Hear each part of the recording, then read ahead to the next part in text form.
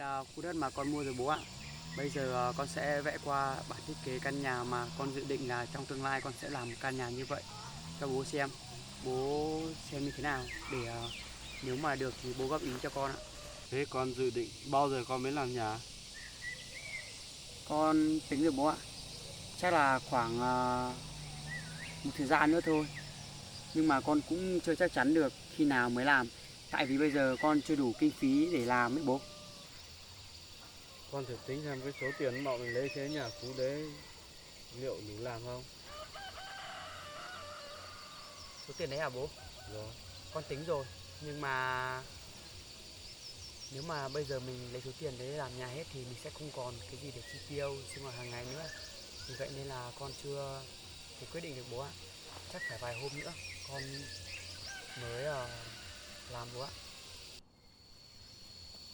Con cứ nghĩ đi. Căn nhà cũ của con nó cũng gần nát rồi.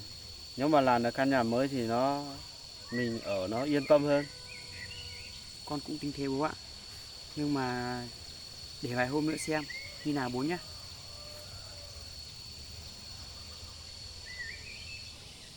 Con đang vẽ gì ấy? Dạ con đang vẽ sương sương qua căn nhà mà con dự định trong tương lai con sẽ làm bố ạ. Con cũng tính là con sẽ làm như vậy. Không biết là con có hoàn thành được không? Bố thấy con mua được cái mảnh đất này cũng đẹp. Làm nhà thì nó rộng rãi, nó không chật như ở trên kia. Với lại khu này nó cũng gần dân đây. Thôn nó ở ngay đây. Mình ở trên kia vùng sâu vùng xa ở trên kia một mình ở. Dạ vâng bố ạ. Tại vì con suy nghĩ kỹ lắm rồi con mới mua khu đất này ấy.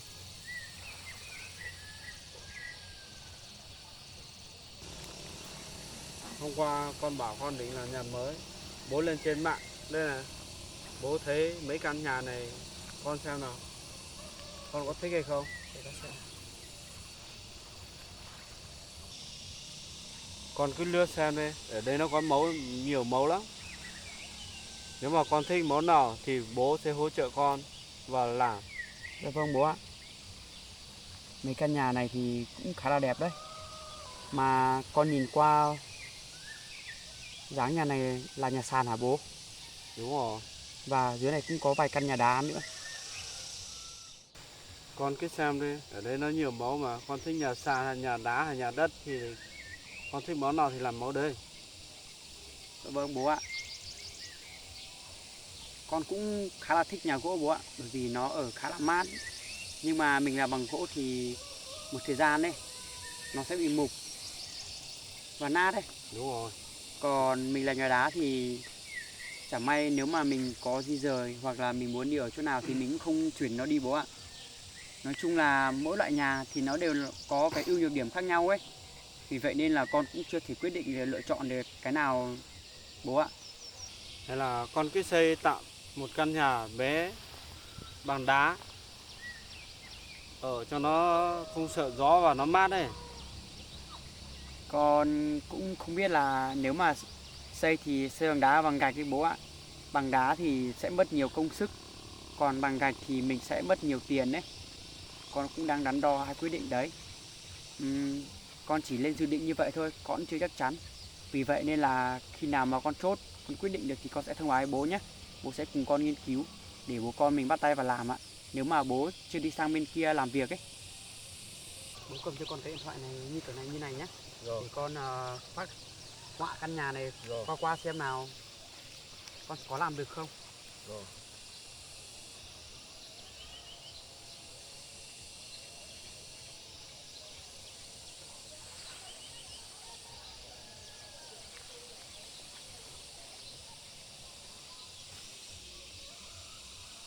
Đối với phần mái con tính là nếu mà con làm thì con sẽ làm mái ngói màu đỏ bố ạ.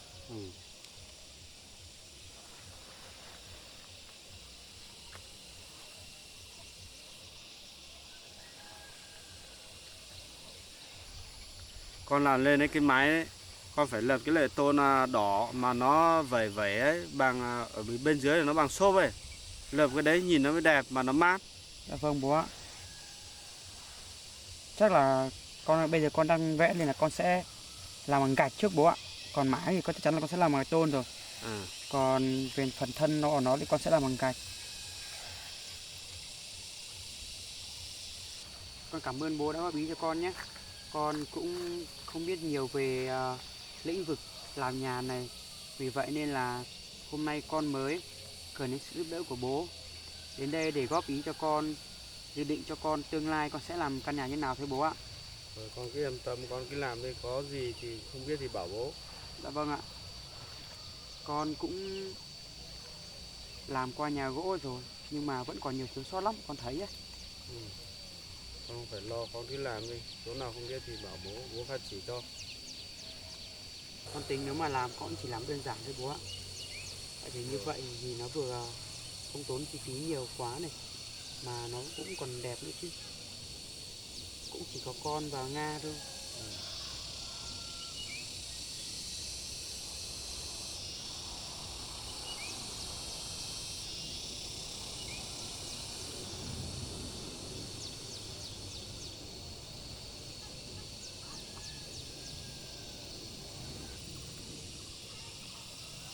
Con cứ vẽ đi, vẽ xong thì đưa cho bố xem qua.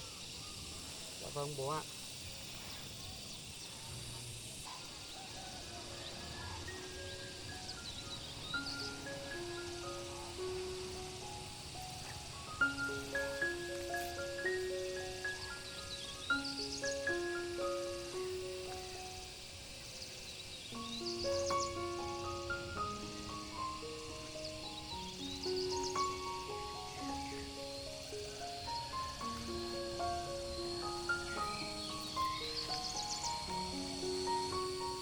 Để con xem qua chiều dài chiều rộng của nó sẽ lấy tầm bao nhiêu bố nhé.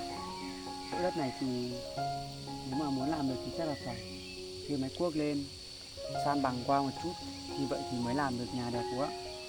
Đúng rồi, bao giờ mình làm đấy, mình phải gọi máy cuốc lên đây để cho nó san mặt bằng cho mình.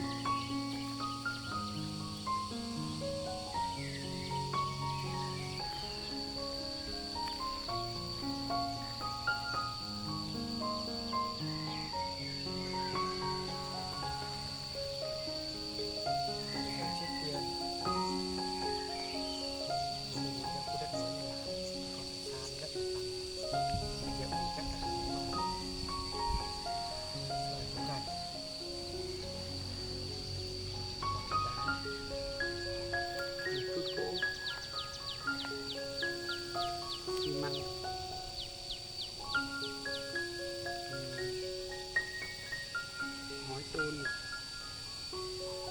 ngói chắc là bằng ngói xanh và ngói đỏ được bố nhỉ. Đúng rồi, làm ngói đỏ nhìn nó đẹp hơn. Lấy cát nữa. Cát này, cát này.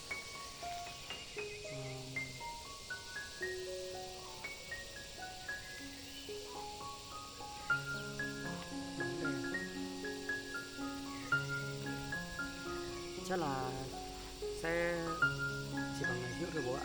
Bố xem qua xem nào.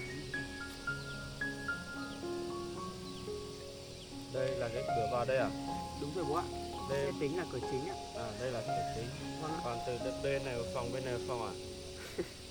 Vâng bố ạ. Con sẽ làm đơn giản như vậy thôi. 2 phòng thôi ạ. Hai người chỉ làm 2 phòng thôi. Vâng ạ. Còn ở trên là mái. Nếu mà được thì con sẽ làm một cái nhà sàn. Làm thế này cũng được rồi. Vâng ạ. Có 2 người làm bé thôi. Bây giờ cũng xong như vậy rồi thì bố con mình đi xem đất một chút xem là con sẽ làm khu nào đẹp hơn. Đấy.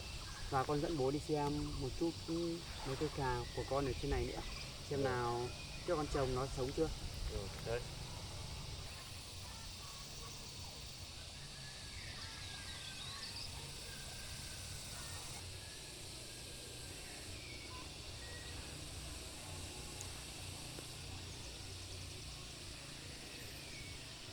Mà đồi treo này con mới trồng à? Vâng bố ạ, con mới trồng cách đây khoảng 1 tháng trước thôi ạ. Giờ nó lên đẹp hết rồi. Vâng ạ. Cũng được vài đợt mưa nên là bây giờ nó khá là xanh tốt rồi bố ạ. Bố thấy bên này là bằng hơn, bên này đẹp hơn. Khi nào ấy, máy nó về đến đây, con gọi máy về bảo nó sàn bên này. Bên này hả bố? Dạ vâng ạ. Nhưng mà con chỉ có một chút e ngại là sợ nó vướng phải đá thôi. Còn không thì con thấy nó cũng khá là bằng đấy. Mình chỉ cần đào phần trên lấp xuống phần dưới, nó sẽ có một mặt bằng đẹp bố ạ. Đúng rồi, bên này nó bằng hơn, bên này quốc gia nó nhìn nó đẹp hơn, nó rộng hơn. Dạ vâng ạ. Còn con thấy thì dường như mảnh đất này khu nào mình cũng có thể làm nhà được bố ạ. Chỉ cần không vướng vào đá là mình có thể san lấp được ấy. Nhưng mà đấy chỉ là dự định của con thôi. Con không biết là khi nào hoàn thành. Con hy vọng là sẽ sớm hoàn thành nó. Còn chứ mình có ý tưởng trước thì nó sẽ tốt hơn thôi bố ạ. Rồi, bố nhưng mà bố thấy bên này vẫn đẹp hơn. Dạ vâng ạ. Khi nào nó mà con san thì cứ san bên này đi. Vâng ạ. Con vẫn luôn lắng nghe những gợi ý của bố ạ. Mảnh đất này bố nhìn cũng đẹp. Đợt nọ con mua cái mảnh đất này hết bao tiền? Con mua mảnh đất này thì vào khoảng thời gian mà bác bảo là bác chủ lương này có một chút việc cày tiền ấy, vì vậy nên là bác cũng bán đất gấp cho con, nên là con cũng mua được giá khá là rẻ thôi bố ạ. Vì vậy con chỉ mua với giá 20 triệu thôi ấy. Con thấy cũng hợp lý, tại vì nó cũng vừa gần thị trấn này, cũng đi lại cũng dễ dàng, thế là con chốt luôn ạ. Bây giờ con với bố cùng nhau lên kia xem mấy cây cào của con đi bố. Rồi vâng ạ. Rồi sau đó về nhà thì hôm nay bố cùng con đi thu hoạch một chút cái củ 30 nhé. Rồi. Mấy cây cào của con thì ở ngay trên này rồi bố ạ. Con mới trồng được 2 tuần thôi. Không biết là nó có sống tốt không. Bố đi xem là nó ở chỗ nào nó còn sống không? Vâng ạ. Con đang dự định là vài hôm nữa con sẽ trồng một chút ngô nếp ở đây nhé. Đúng rồi, chỗ này trồng là quá đẹp đấy. Đất này tốt đấy. Vâng ạ. Đất đá cũng đẹp bố ạ. Đúng rồi, đất này đất đen. Hôm nọ con mới tưới cỏ cho nó xong. May quá. Bây giờ nó lên thế này là được rồi. Khả năng là Vài như tháng này là nữa là được thu. vâng ạ. Dạo này trời hơi nắng to ấy, nên là đất hơi khô, không phát triển không một đồng đều nữa. Chỉ có vài hôm thôi mà cỏ mọc nhanh thật bố ạ.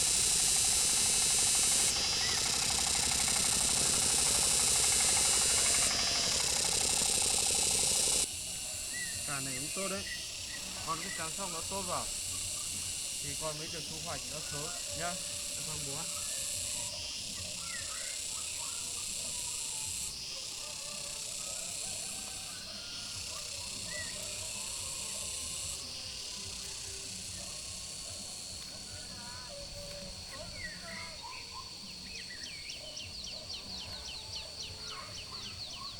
Nó cũng chưa rộng mấy ấy bố, vì vậy nên là con nghĩ là mình không cần nhổ đâu. Vài hôm nữa nó rộng một chút rồi mình ra làm một thể. Đúng rồi, vài hôm nó rộng hơn mình lại thấy lại một lần ấy. Vâng ạ, đằng dưới này thì con cũng trồng vài cây bí nhưng mà không biết nó có nên không. Đất nó cũng khá là khô đấy. Ở dưới là khe. Bây giờ cũng gần trưa rồi. Bố con mình cũng ra đây xem nương và cũng lên ý định là làm nhà xong rồi bố ạ. Mình cùng nhau đi về rồi ăn cơm. Ăn cơm xong thay đồ mình vào trong rừng xem có gì thu hoạch không. Cũng như nãy con nói với bố ấy. Rồi. Ở trong rừng xem cây củ 30 mà trước kia con đi con thấy còn ở không? Ở thì bố con mình cùng nhau đào bố ạ. Rồi. Để sớm nhỉ, thôi mình còn đi. Vâng bố ạ. Trong rừng cũng hơi sâu và xa ấy. Vì vậy nên là mình cứ về nhà ăn cơm. Ăn cơm xong nghỉ ngơi một lát rồi mình đi bố ạ. Rồi. Thế bố con mình đi nhỉ. Vâng ạ.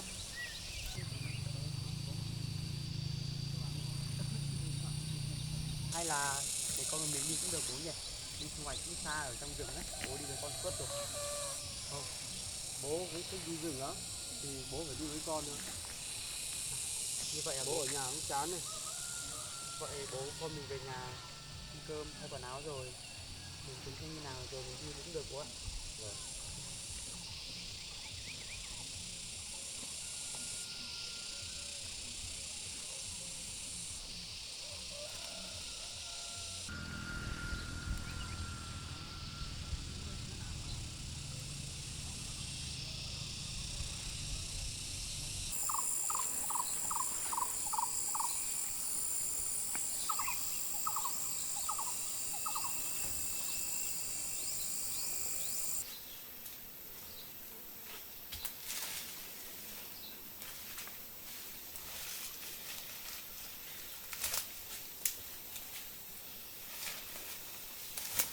đi cẩn thận và đi từ từ nhá.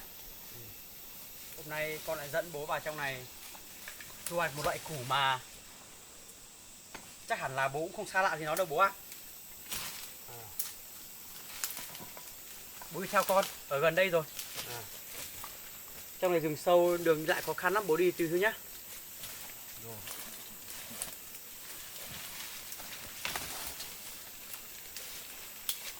Củ đấy ở đâu? Ở bên này bố ạ.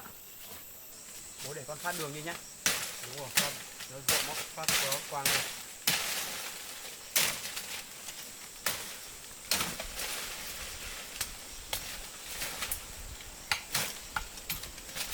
Cái đấy nó cũng ở ngay đây thôi bố ạ.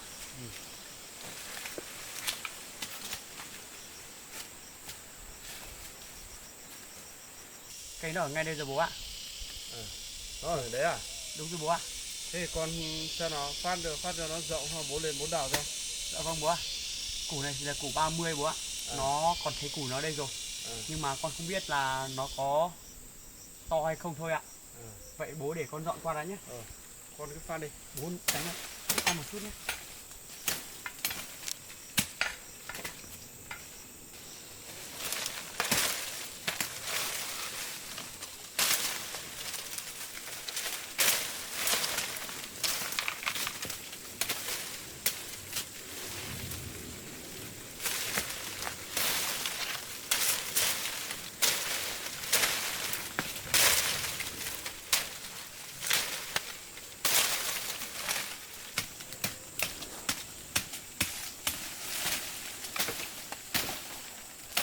Ở chỗ này rừng nên là có nhiều dây lắm bố ạ. Con cứ phát từ từ đi. Dạ vâng ạ. Phát xong rồi bố đào ra.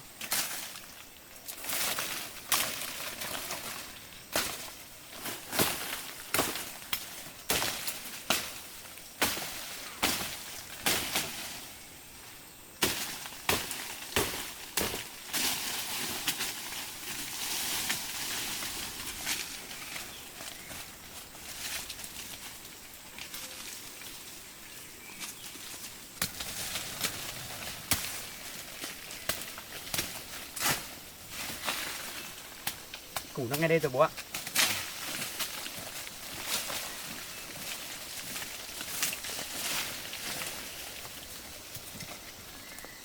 Dây này thì không là to cho lắm. Được chưa? Được, bố lên bố. Bố cứ để con dọn con quang rồi đào cho nó dễ bố ạ.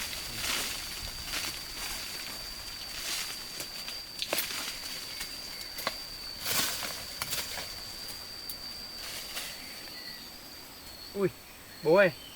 Trời nắng như vậy mà vẫn có ốc bố ạ. Đây có một con ốc nữa. Khả năng là nếu mà trời mưa mới nhặt khéo có nhiều hơn bố ạ. Hôm nào trời mưa bố con mình đi nhặt. Dạ vâng ạ. Đây, bố cầm con ốc này cho con nhé. Rồi xong đấy bố ạ. Bố lên đây bố đào được đấy. Xong rồi bố ạ. Bố lên bố đào giúp con xem nào. Có thấy củ nó không bố? Đây.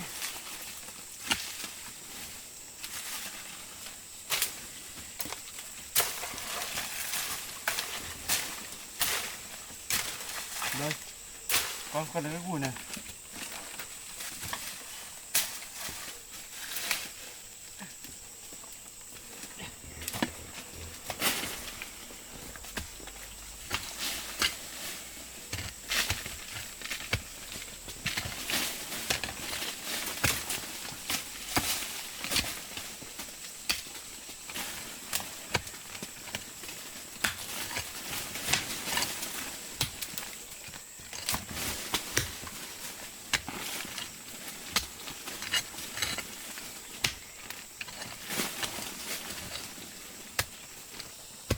Thấy củ của nó không bố? Củ nó đây rồi.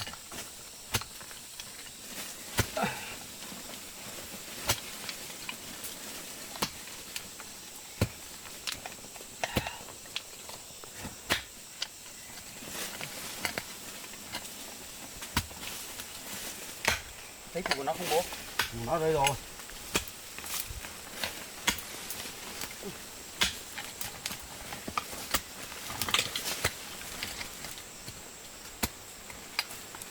Công nhận cũng khá là to bố nhỉ? Đây này, củ nó đây.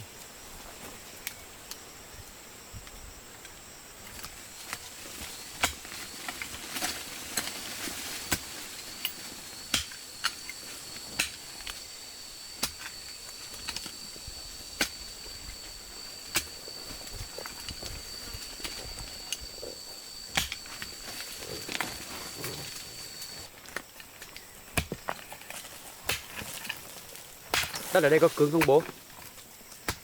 Đất này bình thường thôi. Con tưởng là có nhiều đá nó sẽ cứng chứ. Bình thường.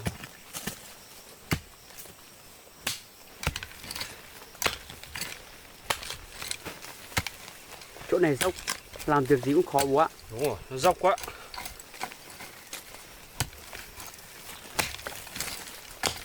Củ nó đây nhiều lắm. Ui công nhận to thật bố ạ. Con ạ, cái củ này nó còn bé đấy. Thời xưa bố với mẹ đi đào có củ nó còn được hàng bao ấy. Được hàng 10 cân, 20 cân. Vậy là thời xưa bố mẹ cũng đã tính đào củ này à bố? Đúng rồi, bây giờ chẳng qua là bây giờ người ta đào nhiều quá thì cái củ to đào hết rồi. Dạ vâng ạ. Bây giờ nó chỉ sót cái củ bé thôi. Củ này cũng là lần đầu tiên con đi đào thôi, con cũng không biết là nó có to hay không bố ạ. Ừ. Nhưng mà theo như con thấy là như này là cũng to, dây nó nhỏ thôi mà củ cũng to bố ạ. Rồi dây này, củ này thì nó bé, ngày xưa bố đào to lắm. À, dạ vâng, hình như là cũng đến đấy thôi bố ạ. Con ạ, sắp được đấy. Cây này cũng ở nông bố nhỉ? Đây. Này nhiều củ lắm. Nhưng mà củ nó ngắn thôi. Nhưng mà thời xưa bố đi đào nếu mà cây tầm khoảng 10 20 cân thì nó có ở sâu không bố? Nó cũng sâu ấy, nhưng mà cây này củ này nó bé thì nó ở nông thôi. Dạ vâng bố ạ. Ui giời ơi, công nhận.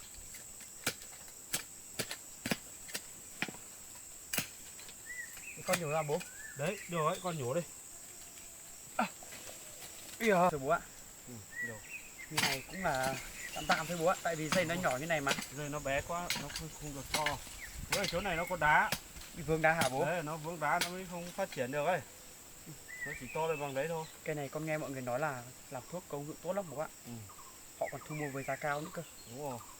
Nhưng mà nếu mà tí nữa được nhiều thì con sẽ cầm đi bán. Đúng Còn rồi. được ít thì bố con mình mang về làm thuốc dự trữ cũng được bố ạ. Được.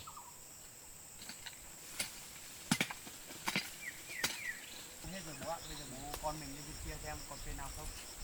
Đây thì đấy nó còn đào mấy cây nữa.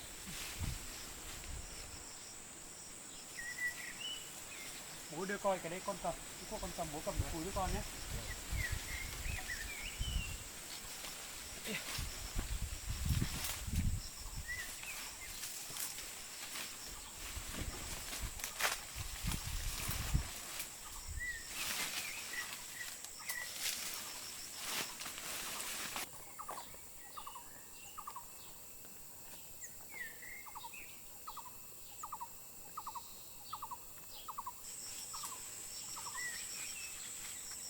Ui đây có một cây to lắm bố ạ. Có bố ạ. Ở đây có một cây à? Vâng. Thôi con phát ra để bố đào cho.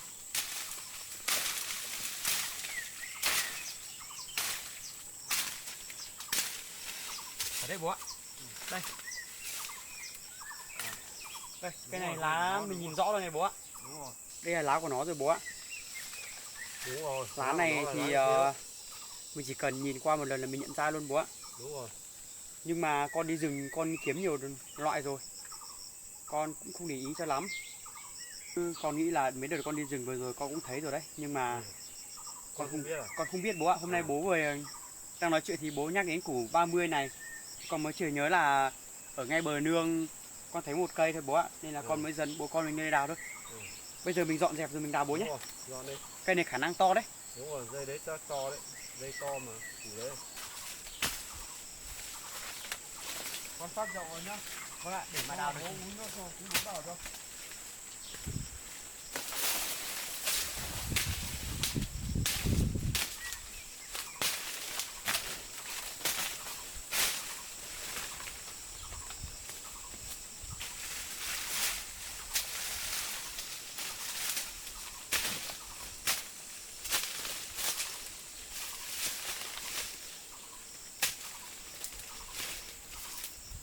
Cây này khả năng là sâu lắm bố ơi.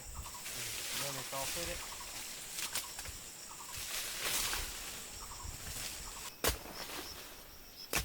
Cây này khả năng là sâu đấy bố ạ. Đúng rồi.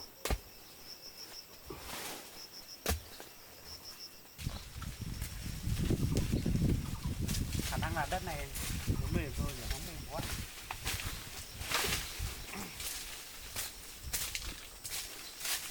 Hồi xưa bố mẹ đào nhiều củ này ấy. Mà coi là bây giờ lâu chưa được đào nó rồi. Vâng bố ạ, với cả là bây giờ người dân nó khai thác quá mức ấy, vì vậy nên là nó cũng ít lại rồi bố ạ. Bố đào giúp con nhé.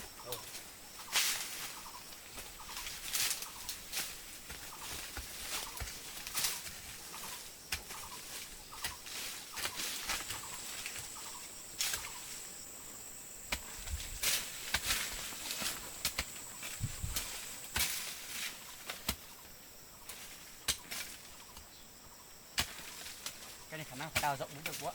Đúng rồi, cái này nó dài lắm củ ơi. Đây, nó còn ra tận đây rồi. Chứ nó bố mệt thì bố bảo con nhé, để con thay bố ạ.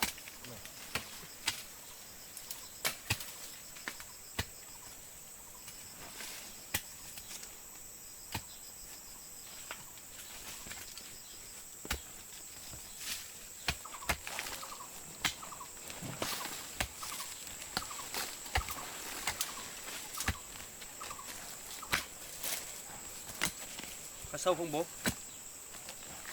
Đến đây rồi, củ nó đây rồi. Đây này. Đuôi nó ra đây rồi.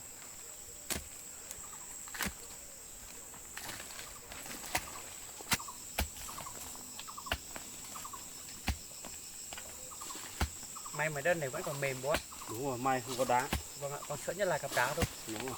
Cặp đá là nó đào khó lắm. Đây, nhiều củ lắm.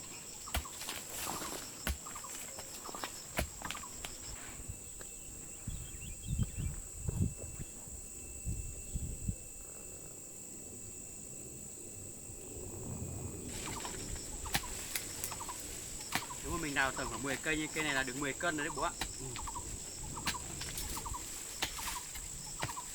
Củ nó ngay đấy rồi đấy.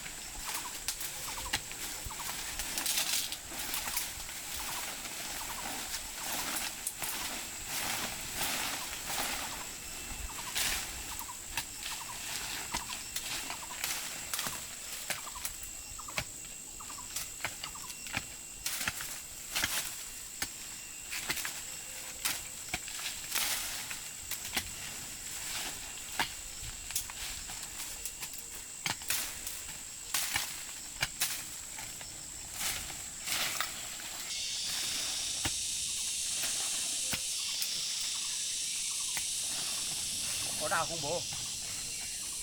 Không có đâu. Út sổ mối kìa.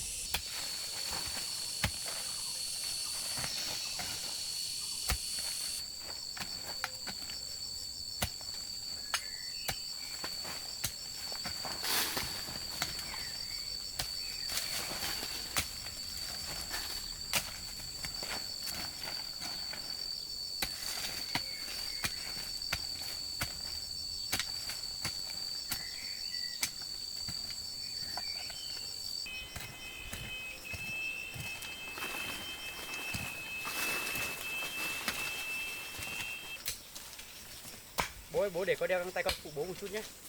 Rồi, con đào không được.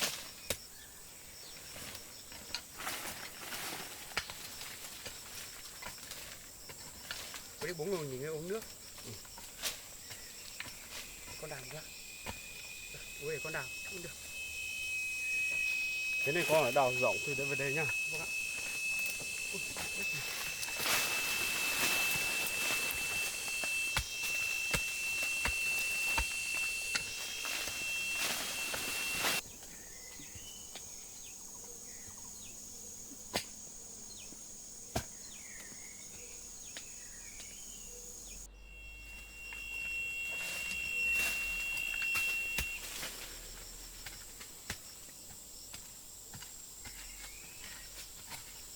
Bây giờ con đào bên trên này.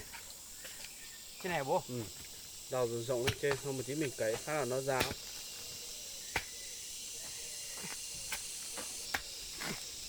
Đây con lá to lắm. Ừ.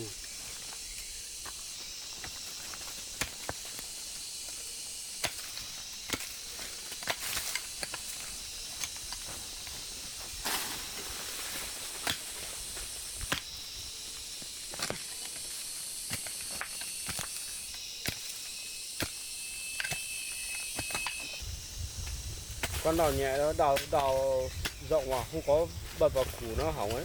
Dạ vâng bố ạ.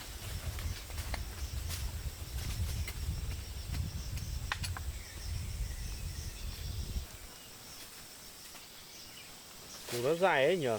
Vâng bố ạ.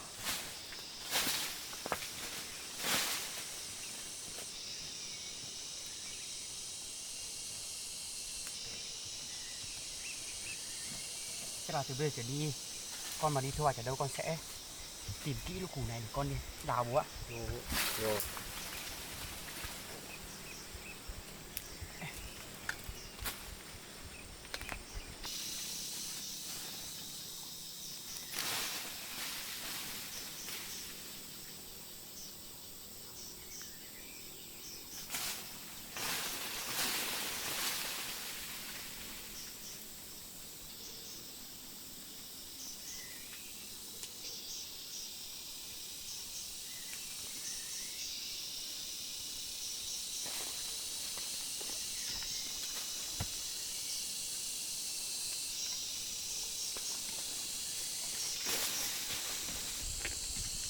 Mà hồi xưa bố mẹ đi đào củ này về, nếu mà bố mẹ không bán thì bố mẹ chế biến như nào vậy bố? Để cho bố mẹ đi đào về, xong bố mẹ mang đi, xong bố mẹ mang đi luộc ấy. Luộc hả bố? Luộc xong bố mẹ mới mang đi phơi, phơi khô xong mới mang đi bán. Như vậy người ta có mua không bố? Đấy, như thế thì bán được cao hơn. Tại mình bán tươi này thì nó rẻ. Bây giờ mình luộc lên xong mình mang nó đi phơi nắng, bao giờ khô thì mình mang nó đi bán.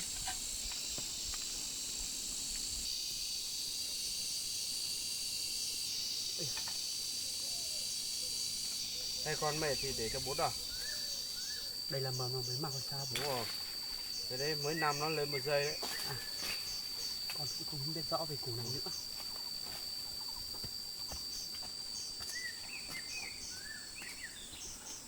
Đây, để bố đào. Cây này thì không biết được tầm khoảng bao nhiêu cân bố nhỉ? Không biết được, chưa đào nó ra nhưng mà thấy nhiều củ lắm.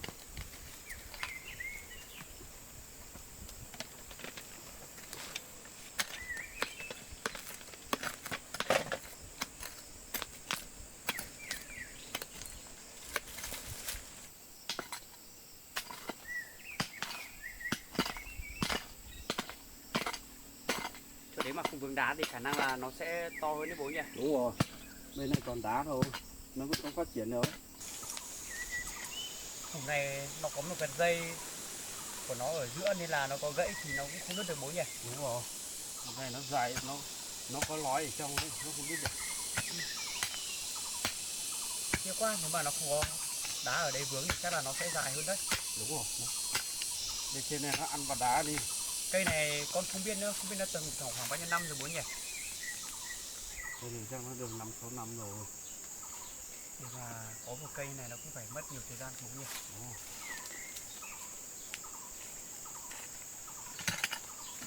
Cây này con nghĩ là ước chừng khoảng 5-6 cân đấy.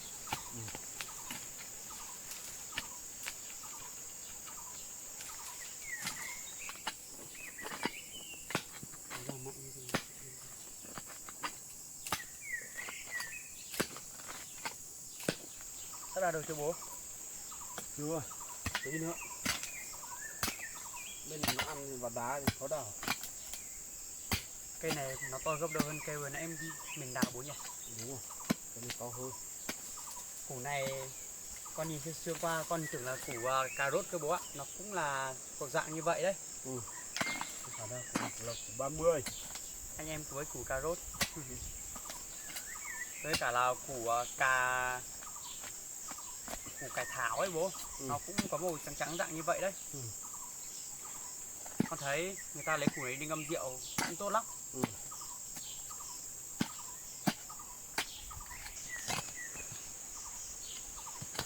Sắp được rồi bố nhỉ? Sắp được rồi. Còn bên này nữa là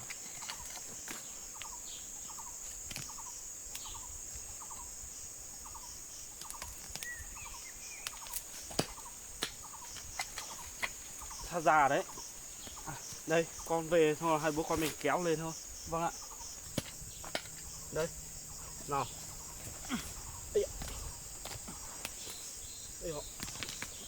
Ui, bị đứt rồi bố ơi. Nhấc từ từ lên thôi. Nào. Đấy. Đứt nhiều lắm bố ạ. Con nhà thế đứt đi. Vâng.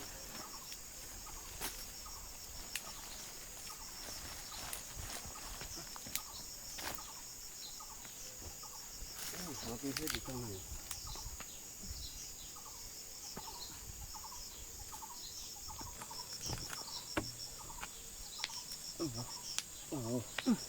Thổ cũng sâu ấy bố ạ.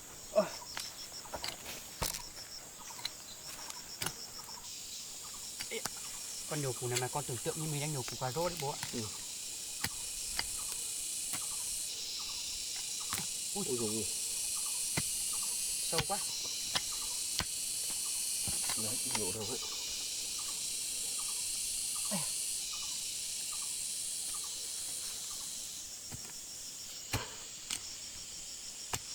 Đây. Hết rồi. Hết rồi.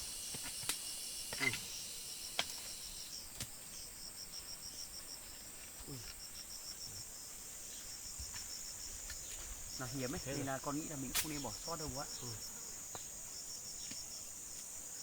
Hết rồi đấy. Hết rồi. Đây, làm đây.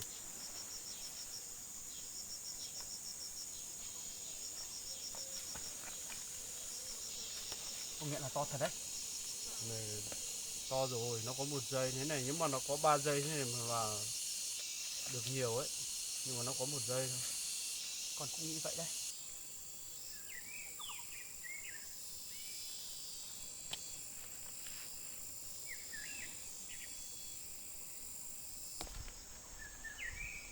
Xong rồi thì bây giờ mình về thôi bố ạ. Bố được giúp con nhé.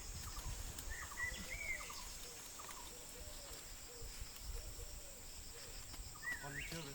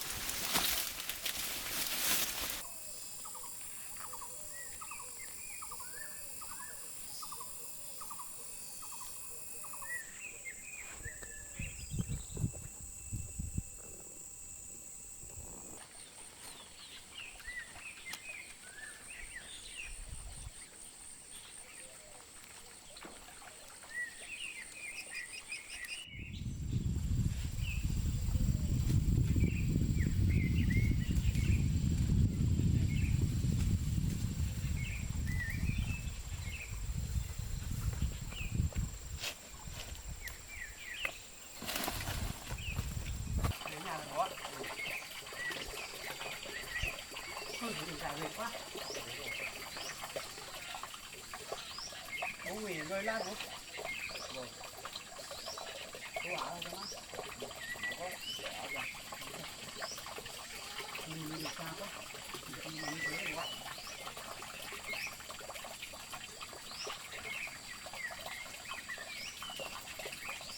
Bố, bây giờ mình cũng đến nhà rồi thì bố cứ ngồi nghỉ ngơi uống nước nhé. Một lát đỡ mệt rồi chắc là con với bố phải mang. Đợt này mình lấy được hơi ít đấy. Chỗ này thì mình rửa sạch đi, mình phơi khô. Sau này hôm nào mình cầm ra chợ bán sau.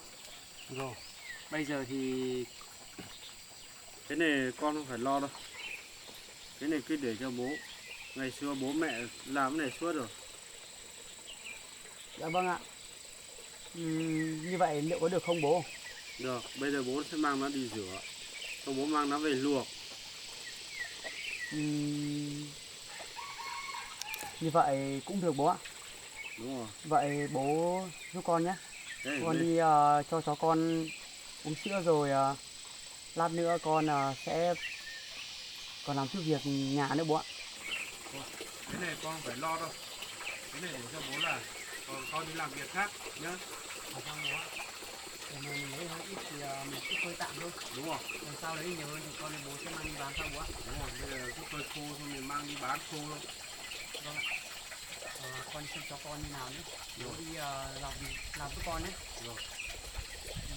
Vậy bố làm cẩn thận nhé. Rồi. Biết này còn cho con như nào rồi. Con cứ xem.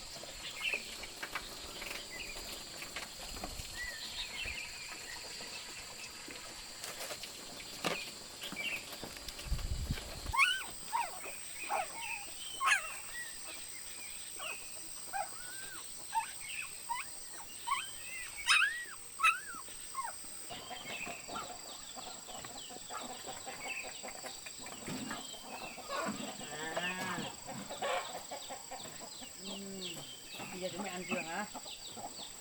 Hả? Suki cho mẹ ăn chưa?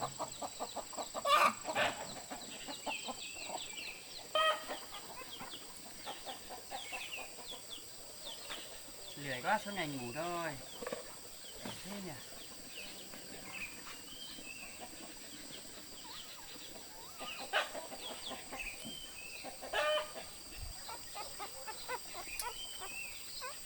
Như là bụng nó vẫn còn căng lắm. Chắc là sữa mình cho nó uống nó vẫn còn no. Ngoan nhé, ngoan ở đây.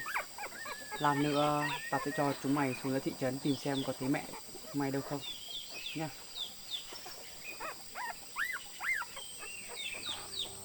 Suốt ngày ngủ thôi. Em này béo quá. Như con rúi đây này.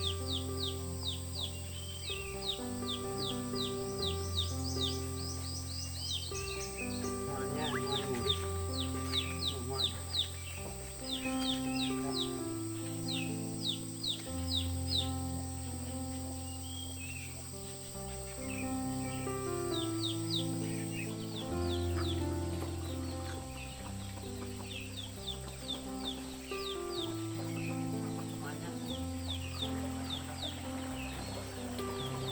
Bố vậy bố rửa giúp con nhá, con đi làm con đi phá bỏ cái dàn đỗ kia đã. Nó bị già hết rồi ạ. Thôi đi phá đây. Vâng ạ.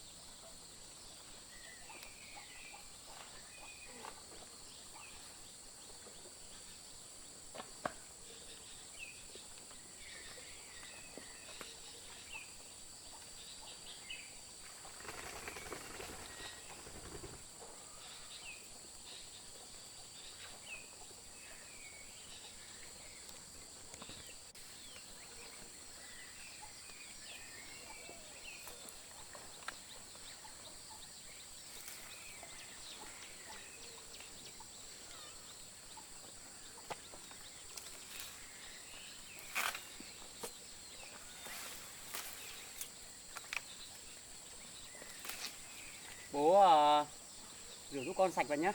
Xong thì chút nữa bố con mình phơi. Con hái được cái đỗ này rồi chắc là con nó bỏ cái dàn này thôi. Nó cũng già mất rồi bố ạ.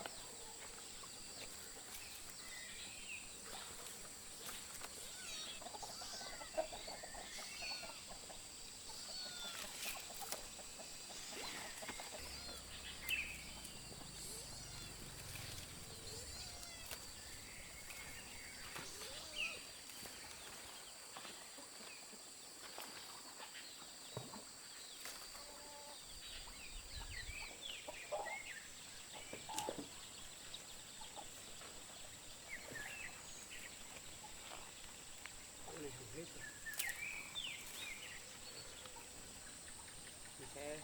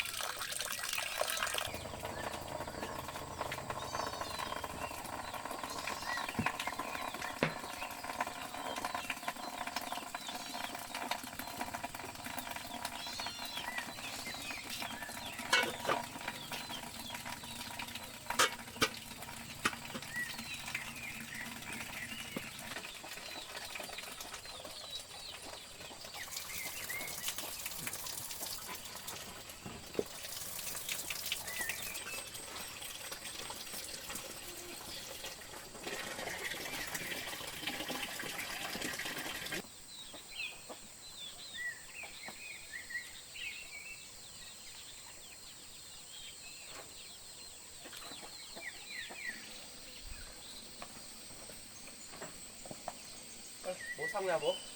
Xong rồi. Nhưng mà cái nồi nó bé quá, không luộc được hết. Chắc cái này mình băm ra phơi tươi thôi. Thơm phải thật luộc bố ạ. đâu. Thơm thật đấy. Bây giờ mình cứ cắt ra xong mình phơi cho. Nếu mà nồi kia luộc không hết thì bố cắt nhỏ từng đoạn ra cũng được. Đấy. Từ đó thì mang ra phơi ở chỗ mà con anh phơi kia kìa. Đúng rồi. Còn Bây giờ cắt ra để cho nó thưa ra thôi. còn cái đỗ này thì chắc là cũng dài hết rồi không ăn được đâu. Con băm nhỏ ra, con trộn với cám rồi cho vịt ăn. Rồi. Vậy bố làm nhé. Con thì lấy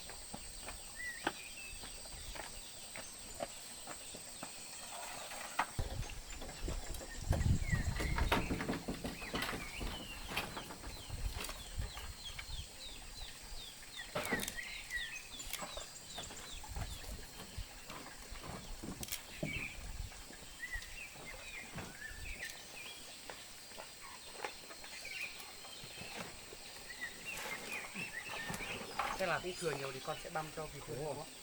Băm nhỏ à. Mới đi trộn với bột ngô cho nó ăn.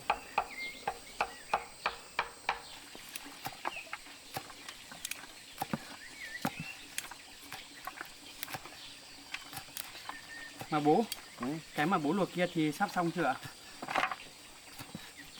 Chưa, một lúc nữa. Vâng ạ.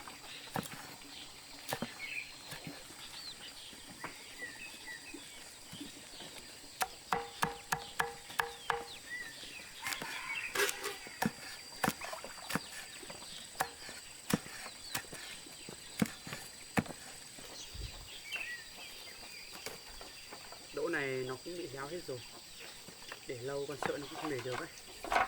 Đúng rồi. Để lâu để con cứ băm ra, còn con đi lấy một ít bột ngô trộn vào, mang cái kia đổ thôi, con ngan nó ăn. Công nhận thì củ 30 đấy thơm thật bố ạ. Bố làm ở tận đấy mà con còn ngửi thấy mùi thơm bố ạ.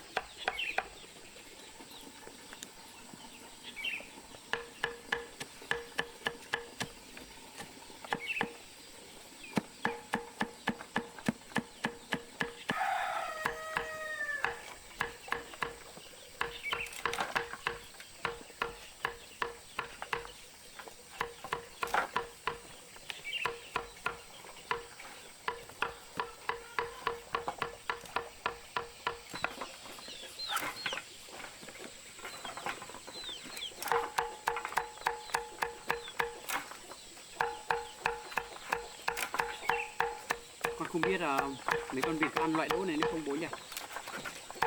Con ngan thì không có cái gì nó không ăn đâu. Đúng rồi đấy, con cũng nghĩ vậy đấy. Đúng rồi. Tại vì con thấy là con vào rừng con lấy là loại rau củ quả mà nó cũng ăn bố ạ. Đúng rồi.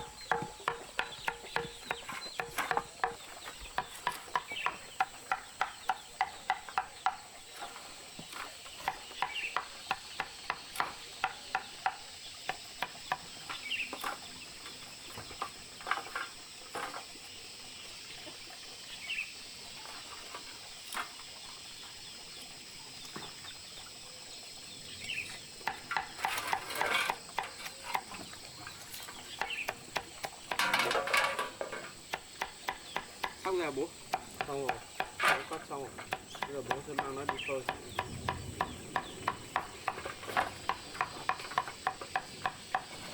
Bố giúp con một chút nhé. Con cứ làm việc của con đi.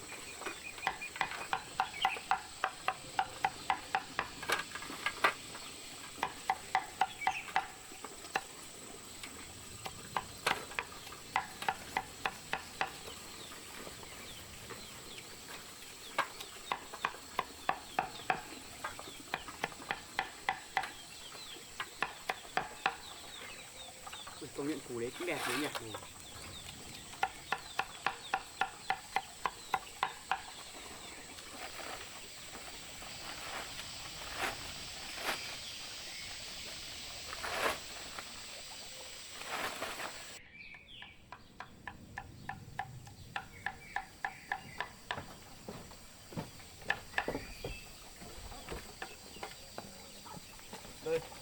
Con thấy trộn cái này vào. Bữa này thôi à bố? Đấy, trộn vào đều vào, không làm mang đi cho nó ăn. Cho bố mang cái này đi thôi. Dạ vâng ạ.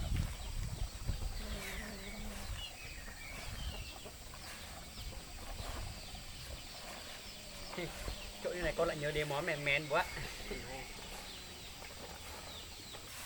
Thơm thật đấy.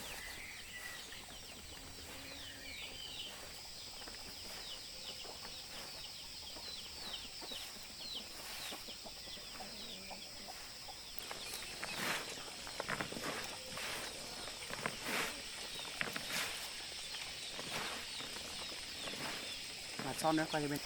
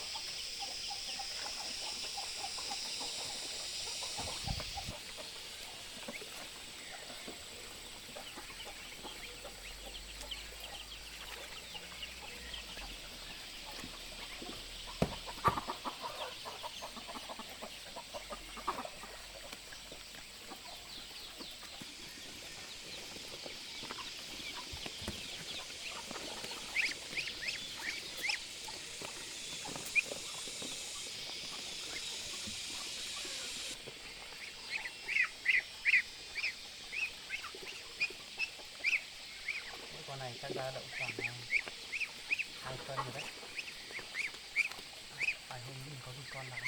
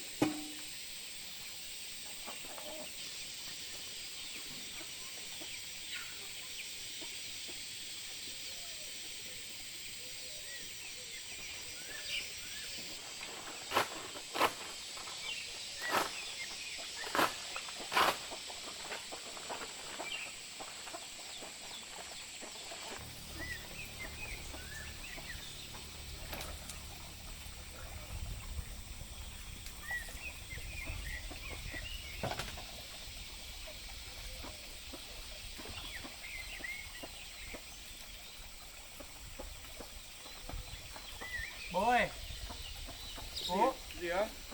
bố ra đây con bảo một chút việc nào. Rồi.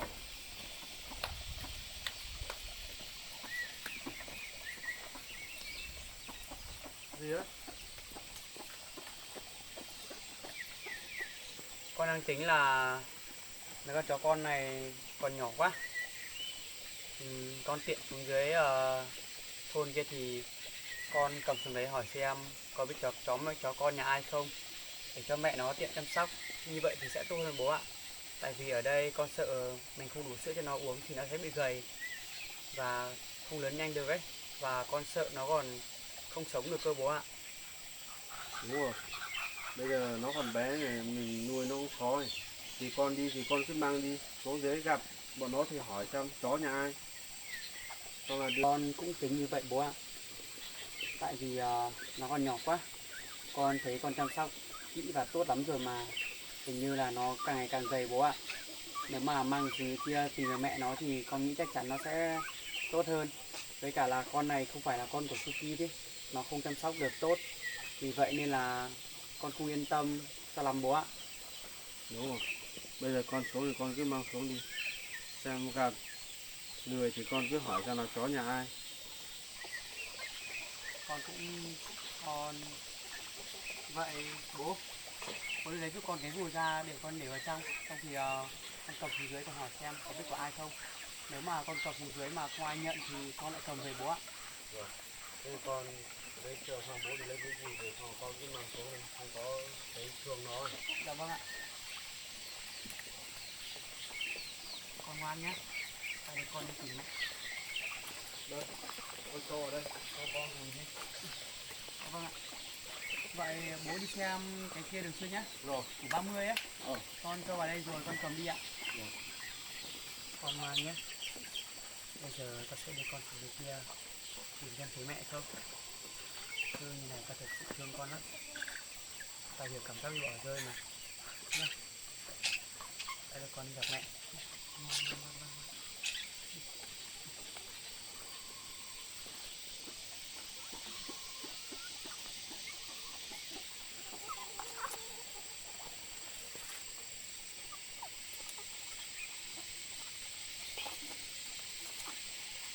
Thì mẹ sẽ chăm sóc chúng mày tốt hơn nhé. Đi. Ngoan này.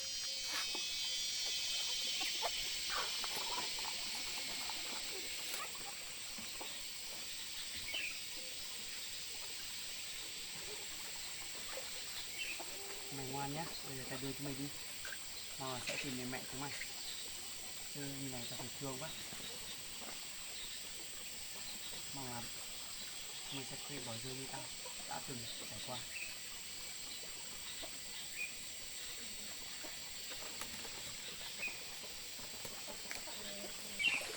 Bố ơi, vậy bố giúp con một chút nhé. Con cầm dưới kia con hỏi xem là có biết chó nhà ai không. Con cứ cầm đi. Vâng ạ. Vậy bố ở nhà nhé.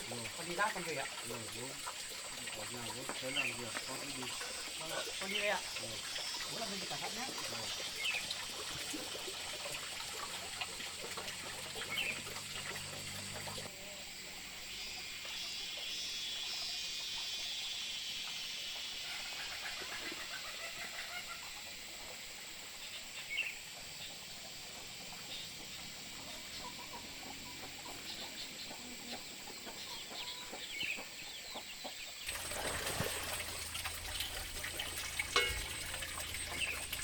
Ui, sôi rồi, mềm rồi.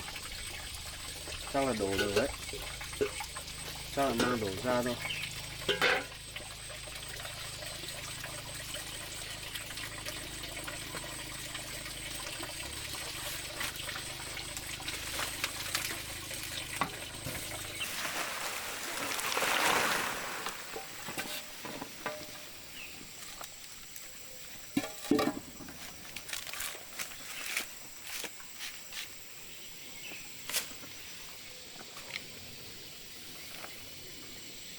Ôi, bây giờ mình luộc lên thì nó chín rồi.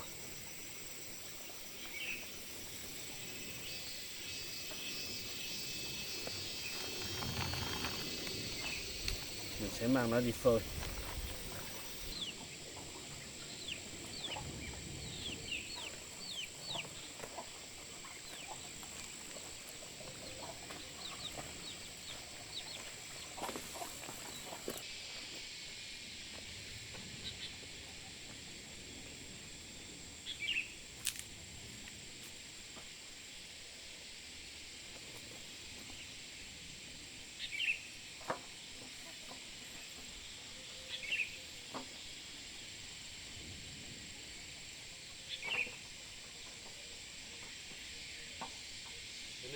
lên là nó sẽ khô nhanh.